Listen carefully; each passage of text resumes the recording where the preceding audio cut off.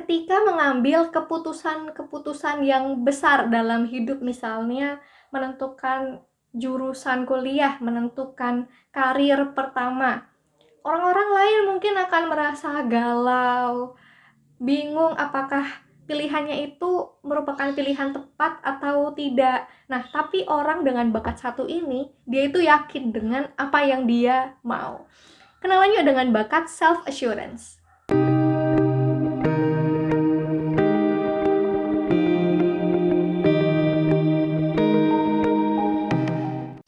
Orang dengan bakat self-assurance ini adalah pribadi yang secara alami yakin dengan pertimbangannya, dugaannya, prediksinya, dan intuisinya sendiri.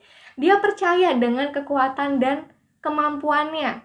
Lalu juga dia itu yakin dengan sudut pandang dan punya cara sendiri untuk menghadapi segala situasi.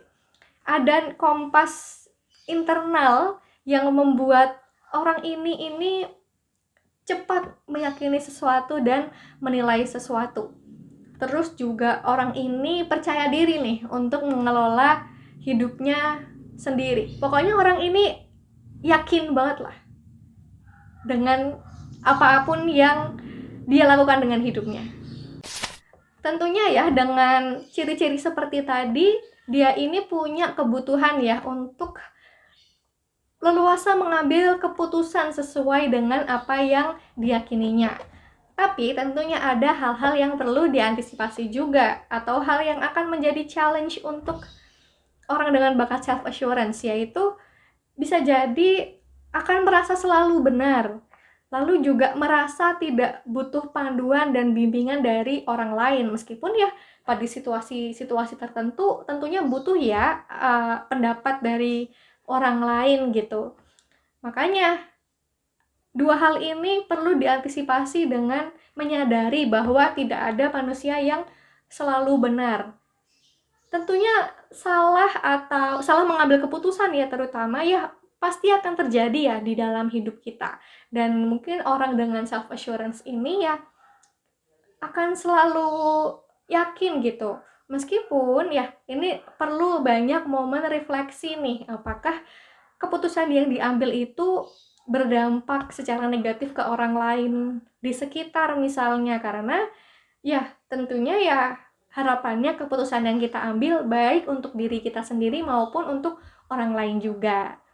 Nah, cara untuk berkembang bagi orang dengan bakat self assurance ini, coba ketika perlu mengambil keputusan, manfaatkan kepercayaan diri alami ya yang sudah dipunya, lalu ditambah dengan masukan orang lain yang lebih expert.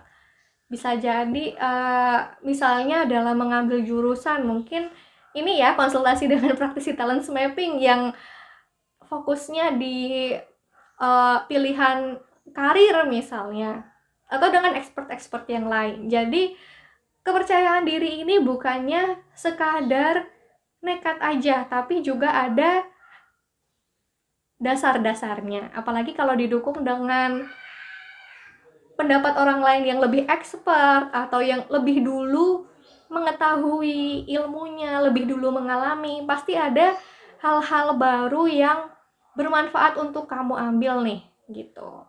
Terus juga bisa menggunakan bakat kuat kamu yang lain, sehingga intuisi untuk mengambil keputusan ini lebih relevan dengan konteks yang ada.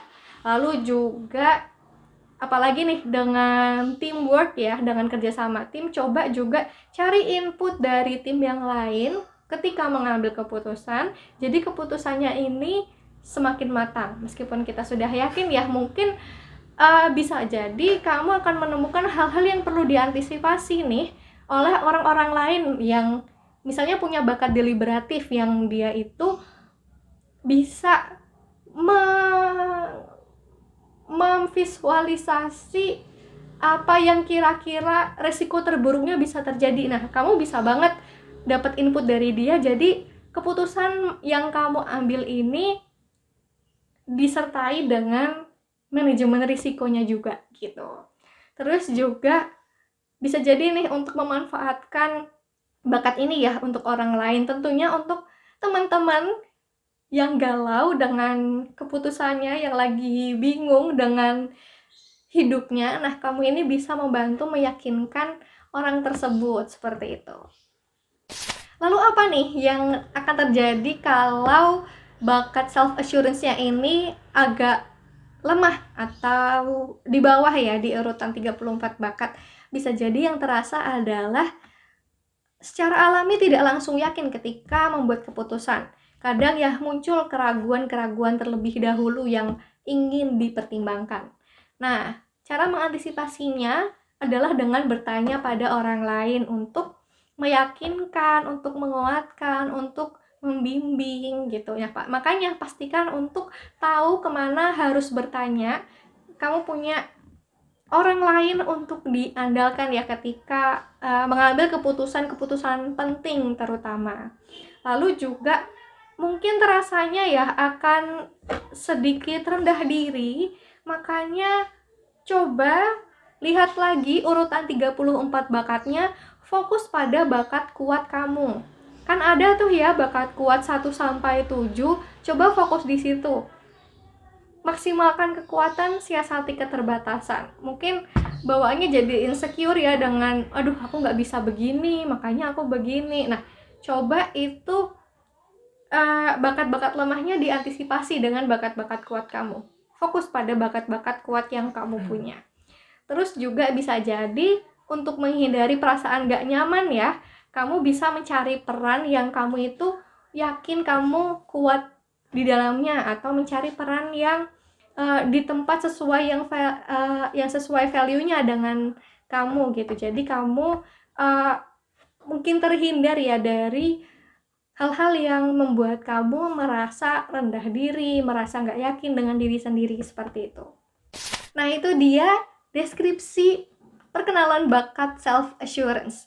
Jadi, semangat ya buat teman-teman self assurance.